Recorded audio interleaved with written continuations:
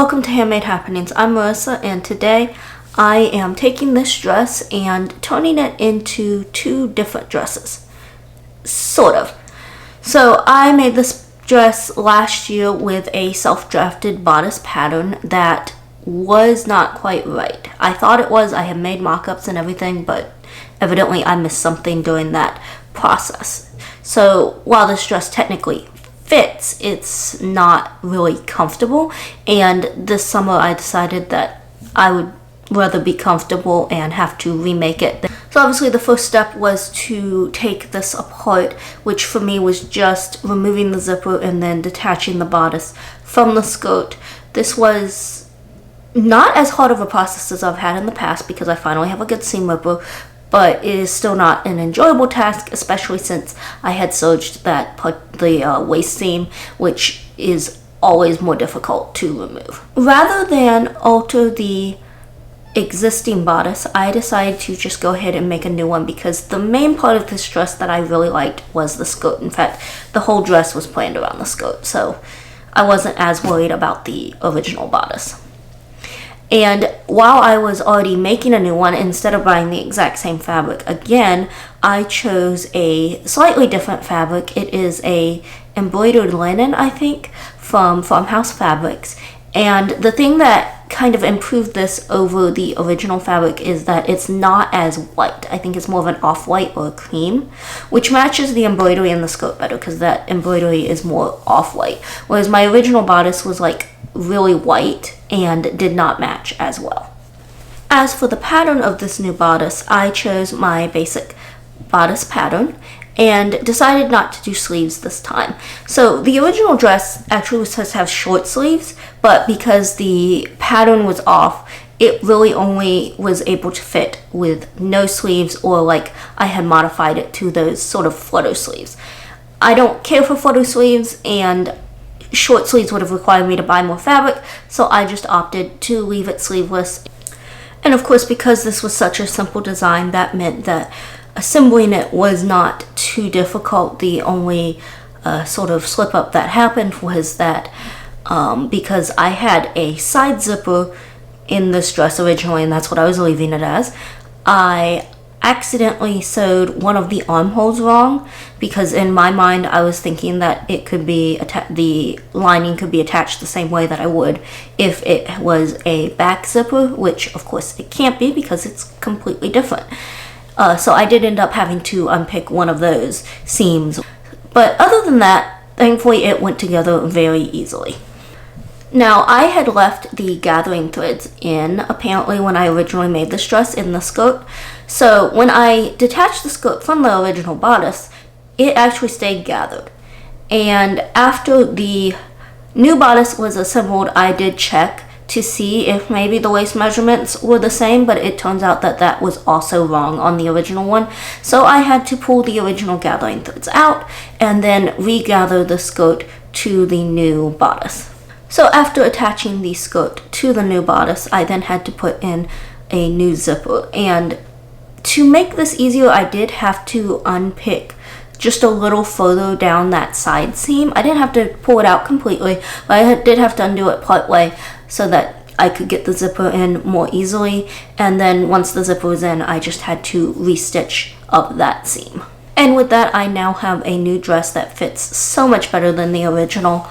I did not get a picture when I tried it on, but here is a before and after photo.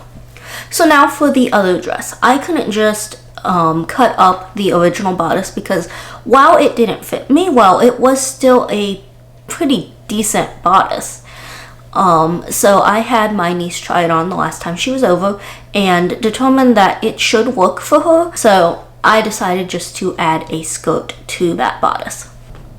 So for the skirt, I decided to use leftover fabric from my ballet inspired dress. So that's the purple broadcloth and purple voile.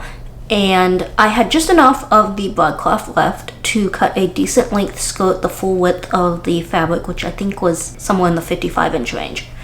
And then I just used the broadcloth as a guide to cut the voile just a little longer than the broadcloth. The sheer voile is always a little tricky to work with. So for the hem, I just took it to the serger and did a rolled hem on the edge. I then also serged the one side seam of the voile, which was a raw edge. The other side seam was on the selvage, so it was fine. And then for the lining, I just ran a serging stitch along the hem because, again, it was cut selvage to selvage, so the side seams did not need finished at all. I folded up and pressed the edge of the lining for the hem. I just pressed it in place, didn't sew it yet.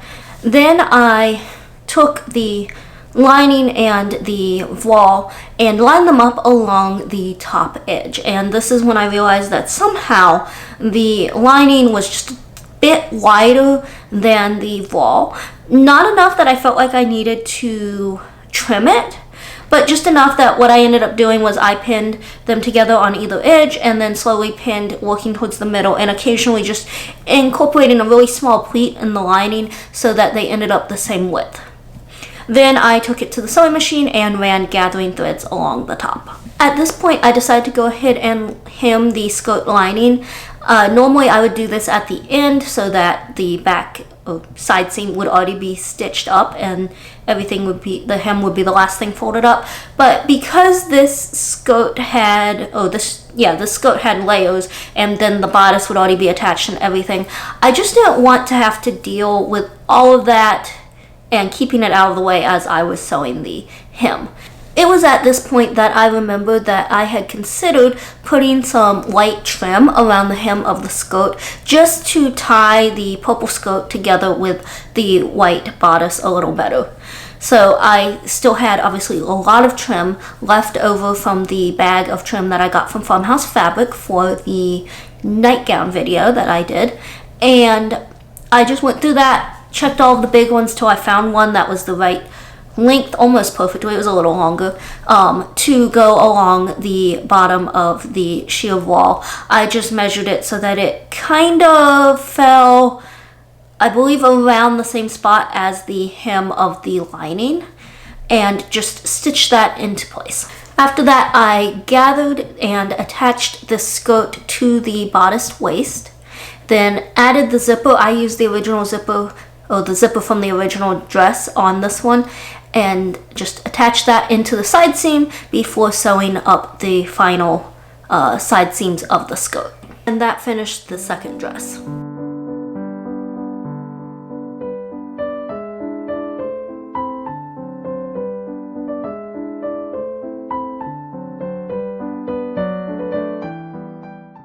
Thank you for joining me while I corrected a past sewing project and used up some of my stash while I was at it.